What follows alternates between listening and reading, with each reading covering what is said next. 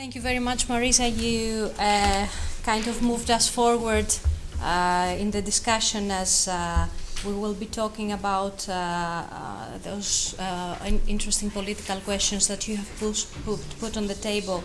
We'll have the opportunity to do that in the discussion of this session, but also in the discussion of the next session. So, as you mentioned, I was thinking before listening to the presentations, there is a common context. There are different contexts, as you said, but there are similar policies. And I was thinking before that we have kind of one-size-fits-all policies, and we have one-size-fits-none conclusions. So you have put strategic issues on the table. You have put political questions about retreat, spaces that we have retreated at the social and political level. You have put on the table the issue of the ideological battle that is still very strong and you have to give. And I hope this will be some of the issues that we can debate in much more length later.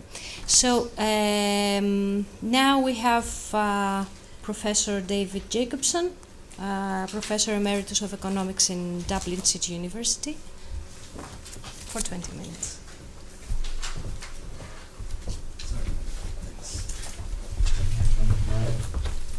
You can use the arrow just to advance the slides.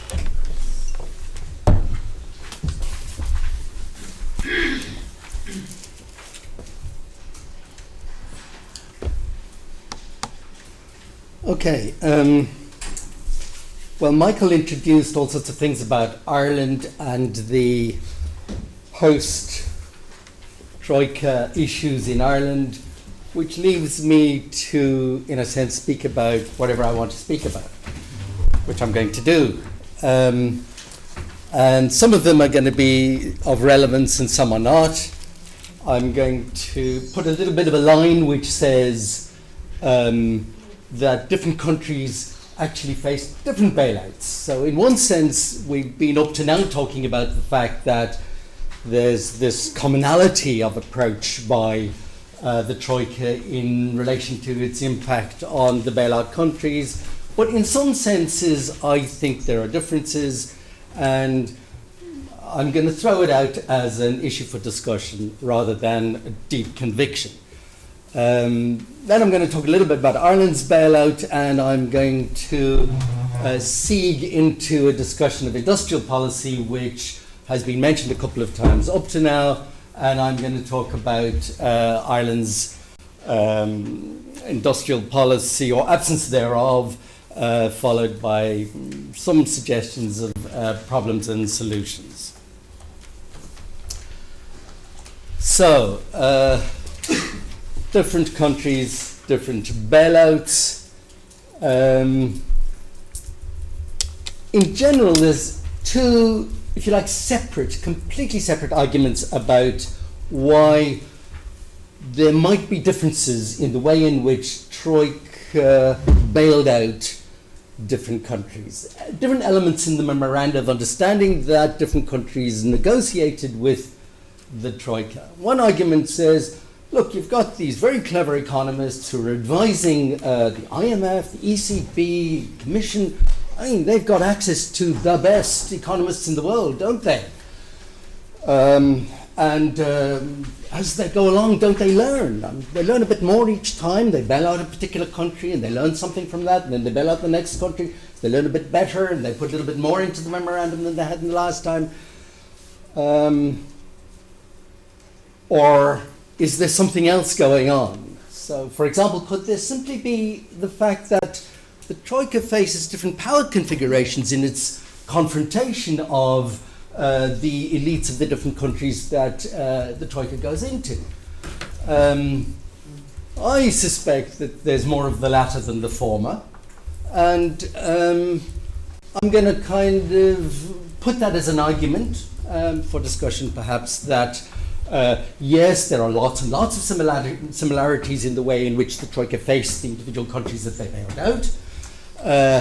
And I absolutely, and I think I'll get a chance to speak about it a little bit more, I do think that there is both the convergence or both the divergence that Marissa spoke about and others have spoken about, but also a convergence, and that has also been mentioned, the convergence in the differences in the welfare regimes of different countries in Europe are being eliminated with a shift in welfare regime way over towards the, if you like, the liberal, the neoliberal welfare regime as a target, as an objective of the whole process of shifting our Europe out of the crisis. Some particular issues: the privatization of state-owned companies, which is, as Michael said, not in the Memorandum of Understanding, but is in the Memorandum of Understanding, for example, in Cyprus. Why? Why is it in one and not in the other? There are lots of other examples like that at a real basic level. The whole Spanish thing of how come Spain wasn't bailed out as a sovereign, but only as, in a sense, as a bank or as banks.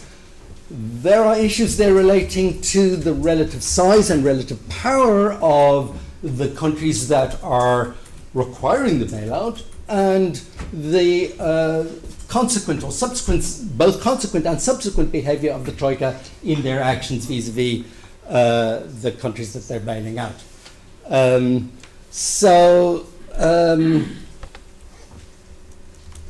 If we look at the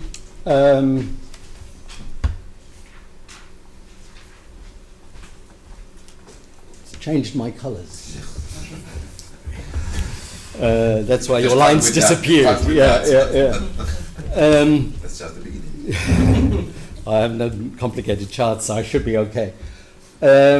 So what I've said here is, in a sense, the timetable, the basic timetable. There's an amount being bailed out. There's the timing of the advent of the bailout, and you can see that there are changes over time. And by the time, you could say, by the time they get to Spain, they've learnt, how to behave, so therefore they've decided, they're not going to bail out the sovereign, they're only going to bail out the bank. Or is it the power configuration that they're faced with? I suspect the latter. So the countries are Greece in the first two, Ireland, then Portugal, then Spain, then Cyprus. So by the time you get to Cyprus, you've got a very different story, which is, yes, they did a sovereign bailout, but it wasn't a big sovereign bailout. It didn't actually cost them very much. It was only something like 10 billion, but it's a bail-in as well. So it seems to me that this is a reflection of the fact that the relative power with which Cyprus can confront the situation is much less than anybody else, and therefore there is the demand for a bail-in. That is, people who have uninsured over €100,000 deposits have to pay part of the cost. And I don't want to take any more time talking about Cyprus, but I think it does reflect one key issue, and that is that the uniformity of elites in Europe is not complete. There's not a homogeneity. If there was, Cyprus wouldn't be destroyed in the way that it is. The whole issue of forcing a kind of common solution in the convergence of welfare systems is a reflection of something much bigger, I think, than the interests of individual elites in the European countries. I'll talk now briefly about Ireland's bailout and key issues. The key issues in economic terms were combinations of the interest rates and the conversion of sovereign to bank debt, both of which were subject to negotiation, were being demanded as in a sense, as mistakes that were made by the Fianna Fáil government, and when it went out and was replaced by the Fine Gael Labour coalition, There were all sorts of promises about achievement of reduction in interest rates in the repayment of the debt that Ireland had to pay back to the Troika, and the conversion of sovereign debt to bank debt, all those kinds of issues like burning bondholders. All these things were subject to discussion, but by and large, the negotiators in Ireland failed to achieve those ends. Despite declarations that they were going to achieve them, they didn't. There is some positivity which was loudly proclaimed by Eamon Gilmore, who was the Vice Prime Minister and head of the Labour Party. There was some trumpeting of success when promissory notes were issued, which were a means of reducing the period over which Ireland had to pay back the debt. But by and large, the promise of confronting this huge problem of debt incurred by Ireland through its guarantee of the banks was not achieved. We did not achieve that massive reduction that was hoped for in the replacement of one government by a coalition government, including the Labour Party. So you get questions arising like, why was there a bank guarantee? And this kind of dovetails with what Michael said, because what you have is a state, in a sense, reflecting in its decisions the interests of the Troika and going, in a sense, in the same direction as Troika imposed upon Ireland subsequently.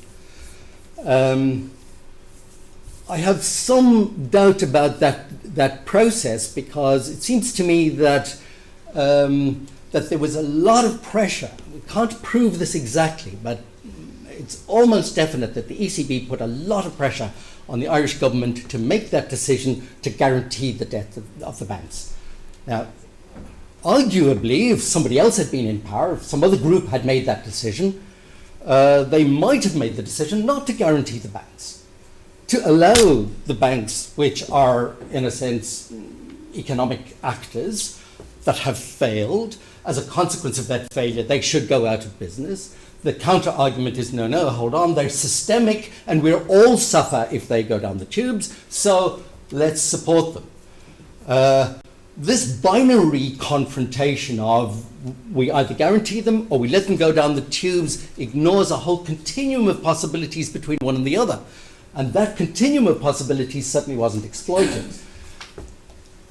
Is it possible that there are differences in the interests of sections of the Irish elite, such that some sections would have gone for somewhere different along that continuum than where the Fianna Fáil government went, leaving the consequence, which is the debt that had to be paid because of the guarantee, to the subsequent government to pay? And it raises for me the question of, well, what about industrial, fiscal and macro policies in general? And I'm going to talk in some detail about industrial policy in a minute. Just briefly, let's talk about fiscal policy and macro policy. The IMF, in its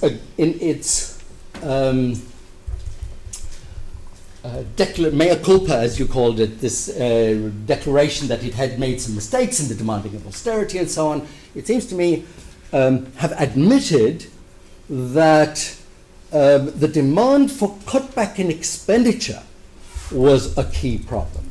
That perhaps the reduction of government deficits might better have been achieved through raising of taxes. Now, this difference is incredibly important in the whole context of if you like, left-right confrontations of macro policy, because the raising of taxes has the possibility of reducing inequality.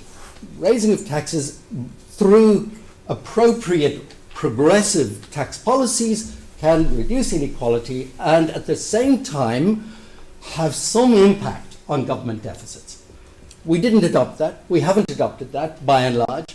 And although perhaps Ireland went some way further in the raising of taxes than might have been expected. But a lot of those taxes were indirect taxes, were taxes through VAT, for example, rather than through earnings taxes, through, for example, income taxes, through corporate taxes, and so on. So the fiscal policy that has continued to be maintained by Ireland is one that pushes towards relatively low taxes, that pushes towards especially relatively low corporate profit tax rates. And that whole issue of corporate profits tax rates, it seems to me, has a very important role to play in the whole relationship that Ireland has with Troika, that reflects differences of opinion between different elements of the elite in Ireland, different elements of perhaps of the elite in Europe and the elite in the United States.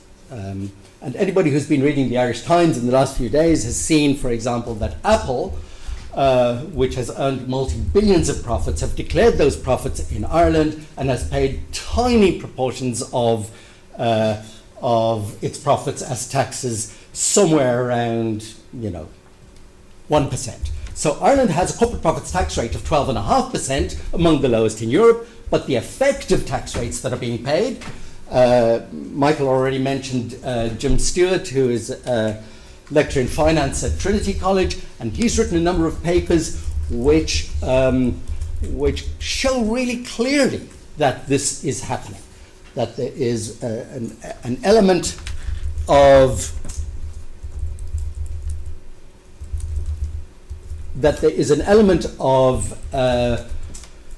Ireland not just having a low corporate profits tax rate, but having a regulatory regime which allows companies to be present in Ireland for all purposes, like employing people, producing goods, undertaking production of services, exporting services, but not paying corporate taxes. So even the low corporate profits tax rate that Ireland has of 12.5% is not being paid. Where is the tax on profit being paid? In Bermuda, where the tax rate is 0. So Ireland is allowing companies to be present in Ireland for all purposes, except paying corporate taxes. How can that be? So it can be because Irish regulations allowed companies to be in Ireland and be stateless. Okay, so this is a problem. So Ireland has allowed companies to be in Ireland and be stateless. So the Minister for Finance, Michael Noonan, last October in the budget passed a law which said companies can no longer be stateless in Ireland. Fine. So does that mean the problem has been solved? No, it doesn't. Because companies can be in Ireland, but be registered for corporate tax purposes in Bermuda. They're no longer stateless, they're Bermudan for tax purposes. The problem is solved, but the problem is not solved. What this screams to people in Ireland, I think, is this is completely unfair. There is a support for subsidiaries of multinational corporations. What do we get out of it? Okay, we get a bit of employment. And Apple does employ more than 2,000 people in Ireland. But for how long?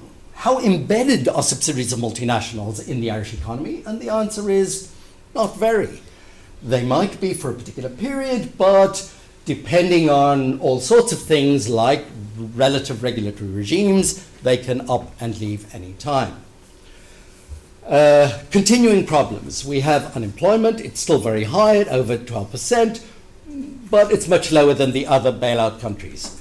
The reasons for the improvement, as Michael said, is primarily immigration, people going out of the labour market, and whatever success we've had is through the creation of employment by subsidiaries of multinationals.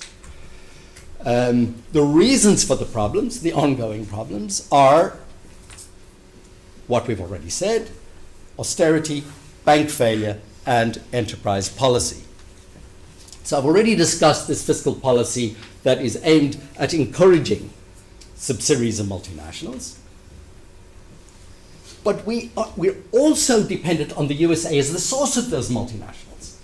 There's this really close relationship between the Irish elite and the American elite. Really close. We feel, there is a strong, deep feeling that half of America is Irish American, and half of the people who run Ireland have spent a lot of time in America, and so on. So the reflection of this is the fact that if you say, on average, there are about 1,000 subsidiaries of multinationals in Ireland, about 600 of them are American. They are, in general, much bigger, on average, than Irish companies. They export much more than Irish companies. If you take the 80 biggest companies in Ireland, the vast majority of which are American, those 80 companies in Ireland account for something like 60% of total exports from Ireland. This is a really serious issue of deep dependence. So, let's go to some thoughts about new policies. Now, I should just start by saying a lot of work that we've done, myself and my research colleagues, has shown that Ireland indeed fits as a welfare regime. Remember, Esping Anderson wrote a book called The Three Worlds of Welfare Capitalism in 1990. There are not three worlds, there are at least four, where the fourth one is Southern European Mediterranean. Ireland belongs right smack in the middle of Southern European Mediterranean. So we need to rename it. We call it peripheral. Okay? It's the peripheral regime. Ireland, Greece, Spain, Portugal, Cyprus, they are all part of the peripheral welfare regime. This peripheral welfare regime is not too much removed, if you like, from the ideal welfare regime towards which the Troika and its elite support would like to push Europe towards. That is a very slight social welfare regime with very light intervention by the state. So, what should we be doing? First of all, in industrial policy, we've got to even out the support for multinationals and indigenous firms. On the social welfare regime, we have to start thinking in the long view about things like education, health, and social welfare. In Ireland, there's always been this confrontation of Boston versus Berlin. To hell with Boston and Berlin. We don't want to be either. We've got to be something else. At the very least, we want to be something more like the Scandinavian model. Okay, so for your delectation and delight, I have written a little poem.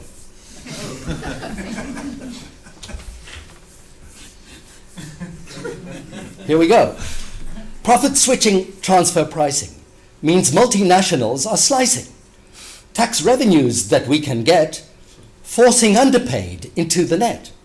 So labor, to win the day, must call a stop and loudly say, all firms in Ireland should pay the same, level play for a fairer game. We depend too much on the USA. If they change the rules, their firms won't stay. And unemployment will be even worse than this attempt at rhyming verse. The message is that we should aim to encourage local firms the same at what we've done for all the rest. For Ireland's future, that's the best.